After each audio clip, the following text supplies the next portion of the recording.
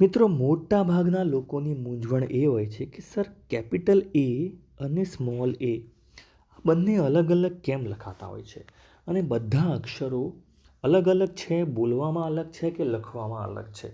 આ બધી મૂંઝવણનો જવાબ મેળવવા માટે આજનો આ વિડીયો પૂરો ચોક્કસથી જુઓ. તમને ખબર પડી જશે કે આ બધા જ અક્ષરો લખાય કઈ રીતે અને અલગ અલગ કેમ છે. તો ચલો શરૂ કરીએ આ વિડીયો. મિત્રો, સૌથી પહેલાં તો આપણને ખબર હોવી જોઈએ કે આપણને કેપિટલ એ લખતા આવડવો જોઈએ. આ કેપિટલ એ છે, capital B, capital C, capital D. ABCD આ આપણને 4 અક્ષર ખબર છે. ઠીક છે. આ જે અક્ષર આપણે લખ્યા, આ ચારે ચાર, આને આપણે પ્રથમ ABCD એટલે કે પહેલી ABCD તરીકે ઓળખતા હોઈએ છીએ. ગુજરાતીમાં આપણે પહેલો કક્કો, બીજો કક્કો એવું નથી. અંગ્રેજીમાં પ્રથમ ABCD, બીજી, ત્રીજી, ચોથી એમ 4 ABCD લખાતી હોય છે. પણ ખાસ યાદ રાખો કે આ ચારેય ABCD જે છે એ બોલવામાં તો બધાનો ઉચ્ચાર સરખો જ છે. જેમ કે પ્રથમમાં એ લખો કે બીજીમાં એ લખો, ત્રીજીમાં એ લખો કે ચોથીમાં એ લખો, એને લખવાની રીત ભલે બદલાય, ઠીક છે, એના રાઇટિંગ ભલે બદલાય. જેમ કે ચોથી ABCDના જે અક્ષરો છે એ ખૂબ જ કર્સિવ એટલે કે વળાંકદાર અક્ષર હોય છે અંગ્રેજી લખવામાં, પણ બધા બોલવામાં તો સેમ જ છે, સરખા જ છે. તો સૌથી પહેલાં આ ખબર હોવી જોઈએ કે ટોટલ ABCD 4 છે. ઠીક છે. 4માં આપણે જનરલી પહેલી અને બીજી જ વાપરતા હોઈએ છીએ. મોસ્ટલી મોટા ભાગે બીજી ABCDના અક્ષરો જ વાપરતા હોય છે અને બધાનો ઉચ્ચાર તો સેમ જ છે. ઉદાહરણ તરીકે સૌથી પહેલાં આપણે લખીએ છીએ એ. ઠીક છે. પહેલી ABCDનો એ અથવા તો કેપિટલ એ આને આપણે કહીએ છીએ. સ્મોલમાં લખવો તો આ રીતે લખાશે. આ બીજી ABCDનો એ છે. બંનેનો ઉચ્ચાર થશે એ. ઠીક છે. તો પ્રથમ ABCDનો એ આ રીતે લખાશે અને સ્મોલમાં એ આ રીતે લખાય છે.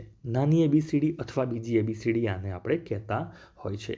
તો તમને એમ થાય કે આ બંનેમાં ફરક શું છે, વપરાય કઈ રીતે?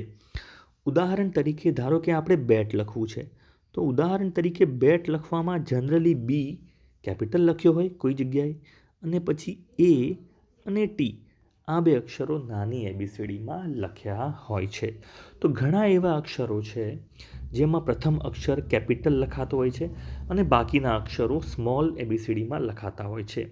ધારો કે તમારે કોઈનું નામ લખવું છે, મિતેશ, તો મિતેશનો એમ જે છે એ હંમેશા કેપિટલ લખાતો હોય છે અને બીજા જે અક્ષરો છે મિતેશના એ નાની ABCDમાં લખાતા હોય છે, સ્મોલ ABCDમાં લખાતા હોય છે, અથવા તો બીજી ABCD પણ કહેવાય છે.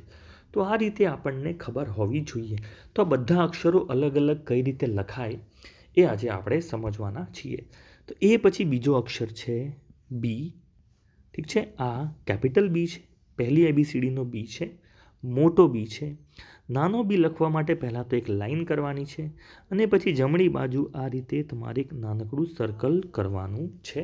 ઠીક છે. આ થયો તમારો નાનો બી. બંનેનો ઉચ્ચાર સરખો જ બી જ થવાનો છે. ઠીક છે. નેક્સ્ટ બી પછીનો જે લેટર છે એ છે સી. કેપિટલ સી આ રીતે લખાશે.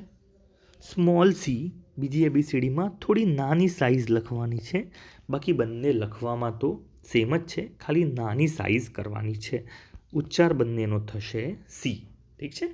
નેક્સ્ટ કેપિટલમાં તમારે ડી લખવો છે, એ તો તમને આવડતો જ હશે. ડી. સ્મોલમાં લખવું હોય તો યાદ રાખો બી કરતાં આપણે ઊંધું લખવાનું છે. એટલે આ લાઈન જે છે એની બીજી બાજુ, ઠીક છે, આ યાદ રાખવાનું છે. આ તમારો ડી થયો. બીમાં આપણે આ બાજુ કરતા હોય છે, ડીમાં સામેની બાજુ આપણે સર્કલ કરવાનું છે. ઠીક છે. તો આ આકાર બનાવ્યો એને ડી કહેવાય છે. ઉચ્ચાર બંનેનો થશે ડી. આ પણ ડી છે અને આ પણ ડી છે. નેક્સ્ટ ઈ લખતા તો આવડતો જ હશે. એક લાઈન કરવાની છે અને 3 આડી લાઈનો કરીએ. આને આપણે ઈ વાંચતા હોય છે. નાની ABCDમાં ઈ લખવા માટે આ રીતે લખાશે. ઠીક છે. પહેલાં સી કરવાનો છે અને પછી ઉપર આ રીતે આવું એક વળાંક લઈ લેવાનો એટલે ઈ બની જાય. ઉચ્ચાર બંનેનો થશે ઈ. ઠીક છે, ઉચ્ચાર બંનેનો સેમ જ થાય છે. નેક્સ્ટ, એફ લખવો હોય તો એક લાઈન ઓછી કરી દેવાની છે, 3 લાઈન નથી કરવાની, નહીતર ઈ થઈ જશે એફ. જો આને સ્મોલ લખવા માટે શું કરશો, અહીંયા જે આ ખાંચો પાડ્યો છે એકદમ વળાંક લઈને કરવાનો છે, અહીંયા પણ વળાંક લઈ લેશો એટલે આ રીતે થઈ જશે અને આને આપણે એફ કહેતા હોય છે. આ બીજી એબીસીડીનો એફ છે. ઠીક છે. નેક્સ્ટ, જીને કેપિટલમાં આમ સીનો આકાર કરીને નીચેથી વળાંક લઈને આ રીતે કરતા હોય છે. આ તમારો જી છે. સ્મોલમાં જી લખવા માટે આપણે ઇંગ્લિશમાં 9 લખતા હોય છે, 9 એ રીતે કરી દેશો એટલે આને જી લખાશે. બીજી એબીસીડીમાં ઉચ્ચાર બંનેનો થશે જી. ઠીક છે. નેક્સ્ટ, જી પછી આવશે એચ. આ તમારો કેપિટલ એચ છે. સ્મોલ એચ લખવા માટે શું કરશો, સ્મોલ એચ લખવા માટે એક લાઈન કરવાની છે. ઠીક છે. અને આ જે આકાર છે એ હટાવી દેવાનું છે આ લાઈનને, તો તમારું સ્મોલ એચ આ રીતે વળાંક લઈને બનશે. આને કહેતા હોય છે એચ. ઉચ્ચાર બંનેનો થશે એચ. ઠીક છે. એચ પછી આઈ, આ થશે કેપિટલ આઈ. અને નાનો આઈ લખવો હોય તો આ રીતે ઉપર એક ટપકું કરવાનું છે લાઈનની ઉપર, આને આઈ કહેતા હોય છે. બંનેનો ઉચ્ચાર થશે આઈ. ઠીક છે. આઈ પછીનો અક્ષર જે છે ઇંગ્લિશમાં એ છે જે. જેને તમારે સ્મોલ ના લખવો હોય, નાનો અક્ષર લખવો હોય બીજી એબીસીડીમાં, તો આ લાઈન જે છે એ નીકળી જશે અને ઉપર એક ટપકું મૂકી દેવાનું છે. આને કહેવાય છે જે. આટલું મોટું કરવામાં નથી આવતું જનરલી, આમ નાનું કરો એટલે જે તમારો બની જતો હોય છે. જે પછી આવશે કે. તો કેપિટલ કે કરવા માટે ખાસ યાદ રાખવાનું છે, આ રીતે કે આપણે લખતા હોય છે ઇંગ્લિશમાં. ઠીક છે. સ્મોલ કે તમારે નાનો કે કરવો હોય તો આ જે આકાર છે, આ ત્રિકોણ જેવો જે આકાર છે, 2 ખાંચા પડે છે, એ બહુ નીચે નાના અક્ષરમાં કરવામાં આવે છે અને આ લાઈન જે છે એ મોટી કરવામાં આવે છે. જેમ કે આ રીતે લાઈન કરીને નીચે આ રીતે લખો એટલે તમારો સ્મોલ કે બની જતો હોય છે. આ લાઈન આટલી મોટી કરવાની જરૂર નથી હોતી. તો ફરીથી એકવાર આપણે કે લખી દઈએ છીએ. So this is a small કે. આ નાનો કે છે ને આ કેપિટલ કે છે, જે ખાસ યાદ રાખવાનું છે. કે પછી એલ. એલ માટે આપણને ખબર છે આ રીતે એલ લખતા હોય છે કેપિટલમાં. સ્મોલમાં એલ લખવા માટે તમારે આ રીતે લાઈન કરવાની હોય છે. આઈ કરતાં ખૂબ જ મોટું આ લાઈન કરવામાં આવે છે. જેમ કે આને આપણે આઈ કહીએ છીએ, એટલે આ મોટું જે કરેલું હોય ખાલી ઊભી લાઈન હોય એને એલ કહેવામાં આવે છે. રાઇટિંગમાં આપણે જ્યારે લખતા હોય ત્યારે આ રીતે એલ લખાતો હોય છે. ઠીક છે. ઉદાહરણ તરીકે તમારે લખવું છે બિલ. બિલનો સ્પેલિંગ છે BILL. ઠીક છે. બિલ આ રીતે કેપિટલમાં લખાતું હોય છે. જ્યારે તમારે ખરેખર સ્મોલમાં લખવું હોય તો બી આ રીતે લખાશે ILL. આ રીતે બિલ લખાતું હોય છે, જે સ્પેલિંગ સમજવા માટે જરૂરી છે. આ બીજી એબીસીડીમાં બિલ લખ્યું છે, જ્યારે આ પ્રથમ એબીસીડીમાં બિલ આપણે લખ્યું છે. ઠીક છે. એલ પછીનો જે અક્ષર છે એ છે એમ. એમ કેપિટલમાં આ રીતે લખાશે. સ્મોલમાં તમારે એમ કરવો હોય તો યાદ રાખો, પહેલાં તો આ બધા ખાંચા જે છે એકદમ વળાંકદાર બનાવવાના છે. સો આ રીતે એમ લખાશે. ખાસ યાદ રાખજો, એમ આ રીતે બનશે. ફરીથી એકવાર તમને બતાવી દઉં એમ કઈ રીતે બનાવવાનો છે. જો આ એકદમ ત્રિકોણ આકાર આપણે ખાંચા બનાવ્યા છે. પહેલાં તો આ એકદમ વળાંકદાર બનાવવાના છે અને અહીંયાથી એક નાનું આમ કરી દેવાનું છે. ફરીથી એકવાર 1 2 3. ઠીક છે. આને આપણે કહીશું એમ. નેક્સ્ટ, એન તમારે લખવું હોય તો કેપિટલમાં એન આ રીતે લખતા હોય છે. સ્મોલ એન કરવા માટે શું કરશો, જેમ આપણે એમ લખ્યું હતું એમાં આ રીતે કર્યું હતું. ઠીક છે. તો આ જે ભાગ છે એ નથી કરવાનું પાછળ. ઠીક છે. આ તો તમારો એન બની જશે. એન લખવા માટે ખાલી આ એક જ વાર આટલું કરવાનું છે. આ થઈ ગયો તમારો એન. ઠીક છે. હજુ એકવાર કરીએ તો એમ બની જાય. ઠીક છે ને. તો ખાસ યાદ રાખજો, એન કેપિટલ આ રીતે લખાશે, સ્મોલમાં એન આ રીતે લખાશે. ઠીક છે. નેક્સ્ટ એન પછી ઓ. ઓ લખવો ખૂબ જ સિમ્પલ છે. આ કેપિટલ ઓ છે એટલે આ સાઇઝ નાની કરો તો સ્મોલ ઓ થઈ જાય છે. ઓનો ઉચ્ચાર બંનેનો ઓ તરીકે થાય છે. નેક્સ્ટ પી. પી કેપિટલ પી છે જે આપણે આ રીતે લખતા હોય છે કેપિટલમાં. સ્મોલ પી કરવા માટે સૌથી પહેલાં તો આ લાઈન કરવાની છે. ઠીક છે. અને પછી આ રીતે નાનકડો પી આ રીતે લખાતો હોય છે. કેપિટલ પી અને સ્મોલ પીમાં આટલો ફરક છે. ઉપર થોડું આ લાઈન મોટી દેખાતી હોય છે એટલે આને સ્મોલ પી તરીકે લખતા હોય છે અને સર્કલ પણ નાનું બનતું હોય છે. આ છે તમારો સ્મોલ પી. દેખાય છે બંને સેમ જ, બંનેનો ઉચ્ચાર થશે પી. નેક્સ્ટ કેપિટલ ક્યુ. ક્યુ આપણે આ રીતે લખતા હોય છે. સ્મોલમાં લખવા જઈએ તો આપણને યાદ છે કે આપણે પી આ રીતે લખ્યો છે સ્મોલ પી. સ્મોલ ક્યુ લખવા માટે આના કરતાં આપણે ઊંધી દિશામાં એક ઉપર સર્કલ કરવાનું છે. તો આ રીતે લખો. આને આપણે કહેવાય છે ઇંગ્લિશમાં ક્યુ. ઠીક છે. ધીસ ઇઝ અ ક્યુ. ફરીથી એકવાર આ કેપિટલ ક્યુ છે અને આ સ્મોલ ક્યુ છે. ઠીક છે ને. આને આપણે આ રીતે લખતા હોય છે. ક્યુ પછી કેપિટલ આર. પ્રથમ એબીસીડીનો આર છે. બીજી એબીસીડીમાં આર બે રીતે લખાતો હોય છે. એક આર છે આ રીતે લખતા હોય છે. ઠીક છે. આમ લાઈન કરીને આર, આને આર વાંચતા હોય છે. ઘણા લોકો આ રીતે પણ આર લખતા હોય છે અને ઘણા લોકો આ રીતે પણ આર લખતા હોય છે. આર બાબતે ખાસ ધ્યાન રાખજો. આ ત્રણેય જે અલગ અલગ રીતે આપણે લખ્યું છે 1, 2 અને 3 બધાનો ઉચ્ચાર ઇંગ્લિશમાં આર જ થાય છે. આ પહેલી એબીસીડી છે અને બીજી એબીસીડીમાં આર આ રીતે લખાય છે.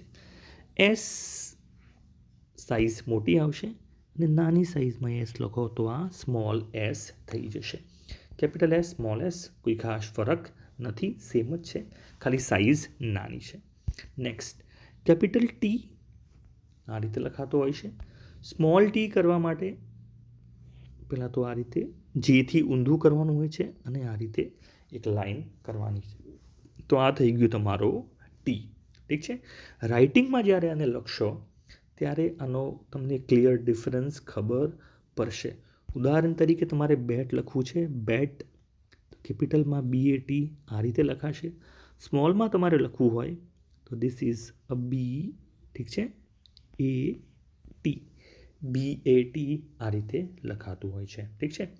ટી પછી કેપિટલ યુ જે આપણને ખબર છે આ રીતે યુ લખતા હોય છે. ફરીથી એકવાર ધીસ ઇઝ યોર યુ. સ્મોલમાં યુ લખવું હોય તો આપણે ગુજરાતીમાં જેમ 5 લખીએ છીએ એ આકારમાં યુ બની શકે. તો આ રીતે યુ લખાતો હોય છે. ઠીક છે. ફરીથી એકવાર this is U in second ABCD. બંનેનો ઉચ્ચાર યુ જ થાય છે. Next V. V very simple. આ કેપિટલ વી છે, આ સ્મોલ વી છે, બંનેનો ઉચ્ચાર છે વી. નેક્સ્ટ રૂલ છે W. અગેન ડબલ્યુમાં શું કરશો? આ જે ખાંચા છે એ બધા એકદમ વળાંકદાર બની દો એટલે તમારો W થઈ જશે. સાઇઝ નાની કરી દો થોડી. So this is a W. ઠીક છે. લખાશે આને W અથવા W જે કહેતા હોય છે ગુજરાતીમાં. નેક્સ્ટ એના પછી છે એક્સ. એક્સ આ કેપિટલ છે. સ્મોલમાં શું કરશો? અહીંયા જે ખાંચા પડે છે એને આમાં અણીવાળા નથી રાખવાના. ઠીક છે. એકદમ સિમ્પલ કરી નાખો વળાંકવાળા તો આ રીતે એક્સ બનશે. ઠીક છે. This is a x. આને એક્સ બોલાશે. કેપિટલ એક્સ અને સ્મોલ એક્સ. ફરીથી એકવાર કેપિટલ એક્સ સ્મોલ એક્સ. ઠીક છે. નેક્સ્ટ વાય તમારે લખવું છે કેપિટલમાં તો આ રીતે આપણે લખતા હોય છે વાય. અગેન અહીંયા પણ જે વળાંક પડે છે એને સિમ્પલ કરી દો. અહીંયા એક વળાંક લઈ લો. સો તમારો જે વાય જે છે એ આ રીતે બનશે. ફરીથી એકવાર જે આપણે પ લખ્યું હતું આ યુ છે, અહીંયા વળાંક આમ નથી લેવાનું. This is your Y. ઠીક છે. બોલાશે Y. Next Z. This is capital Z. અને નેક્સ્ટ નાનો ઝેડ કરવો હોય તો સાઇઝ તમારી નાની થઈ જશે. ઠીક છે, ઘણા આમ નીચે લાઈન પણ કરતા હોય છે. This is a Z. This is a Z. બંનેનો ઉચ્ચાર એક જ થાય છે, ઝેડ છે એ રીતે જ થાય છે.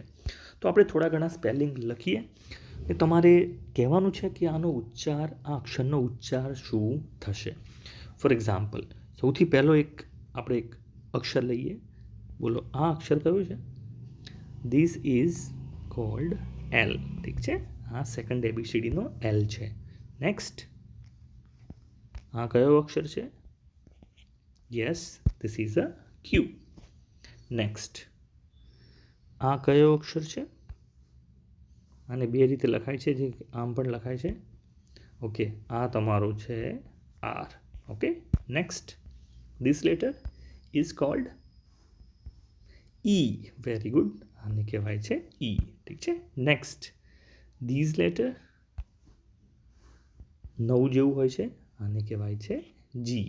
ઓકે, નેક્સ્ટ, આ જે લેટર છે આને કહેવાય છે ટી. ઠીક છે. તો મિત્રો, આ રીતે બધા અક્ષરો લખવામાં આવતા હોય છે. આ વિડીયો તમને કેવો લાગ્યો એ નીચે અમને કમેન્ટમાં જણાવો. ચેનલને સબસ્ક્રાઈબ કરવાનું ના ભૂલતા અને લાઈક કરો. કંઈ પણ કન્ફ્યુઝન હોય તો નીચે અમને કહો અને શેર કરો. Thank you.